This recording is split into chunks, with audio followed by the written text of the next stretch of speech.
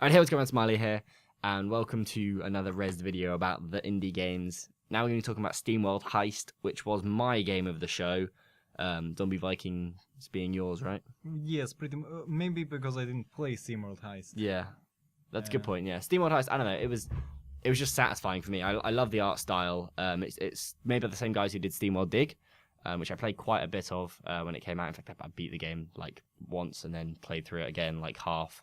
On another system, but it's got this really nice visual style. The lighting and everything looks great on the 2D for a 2D game, and it plays a little like a 2D XCOM. So you get like a few characters and you move them through the level, taking turns. You know, you get the 2-step movement process. So like move a small amount of distance and fire, or move a long distance, don't fire. Yeah. I didn't really see anything with the enemies, the characters' abilities, but that's obviously like, I think that's mainly because each character like had its own unique trait about the way it shot, like the way its gun worked. I had one that was kind of like a sniper, that had a laser sight and was really effective from long range because of that. I had one who had a pistol, didn't have any sight, so you just had to like wing where you were going to shoot, so he was much better at like going close up, and he also had a bit more health. And then I had another guy who was wasn't particularly strong in health, but like would shoot 3 times on one turn, but couldn't handle the recoil. So he'd like, if you shot like horizontally, vertically.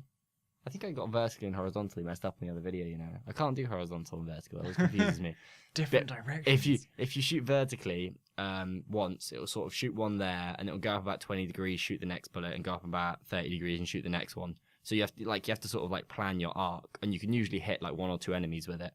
But I found it really good for just spraying across the level. The gameplay to me reminded me of more of a mashup of like XCOM and Worms. Yeah, it was kind of like Worms. Yeah, because the thing that kept it interesting is it wasn't you moved the character, clicked on the enemy and went right 75% chance to hit.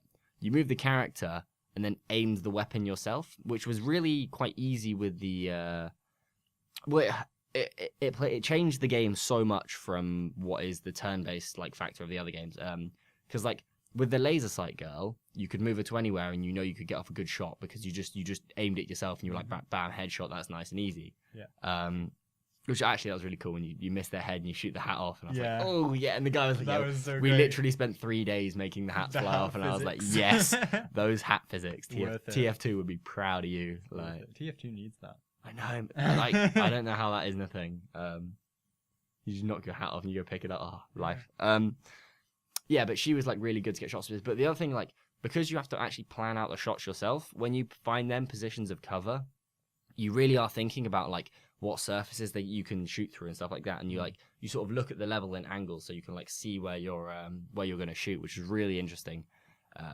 And it played really well for that, and it also sped the gameplay up. You don't sit and wait for the turn to go by. You go in, you aim it yourself, you shoot yourself. You're much more involved than you are in turn-based games. I felt more into the game, which was nice. Yeah. And none of the characters had special abilities, but I don't think they need that because of the like how different the classes felt. And he said there was going to be like 25 different characters you find throughout, which I was like, 25 characters. Yeah, I'm wondering like what the overall gameplay loop is, because the idea is you go on heists, but then presumably you'll. I don't know. SteamWorld I'm not entirely sure what the story arc is going to be. I'm sure it'll be not as great as the actual gameplay, because the gameplay is freaking awesome. Yeah, you never know though. Yeah, maybe it's freaking, maybe it's the next. The art style Last of Us. Really great. It was, yeah. The lighting I think is the thing that sells it to me. Yeah. Like it does that 2D sort of layered look so well. It's brilliant, and it's like it's set in the idea is like the world's blown up and you've all moved out to space.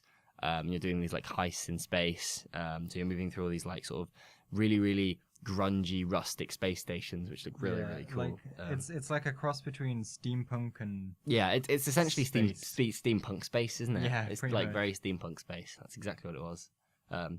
It was really cool, and I think what was I going to say? Yeah, it was really fast actually. Yeah, it looked it.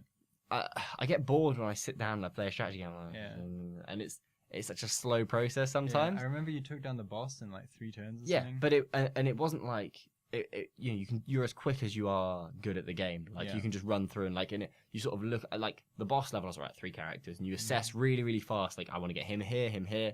And because you don't have to overly think about all the stuff, you're really fast to get into the level and get in and actually play it.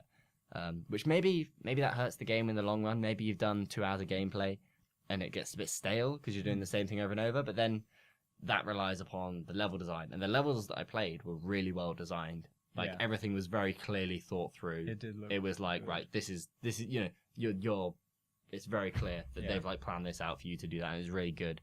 And I'm hoping that because there's 25 characters, like throughout the game, there's enough variety in them and everything like that it keeps interesting and it keeps introducing new things at a good pace. And he said there was some stuff that's going to be procedurally generated, so like there's always going to be more content to come to if it's like that.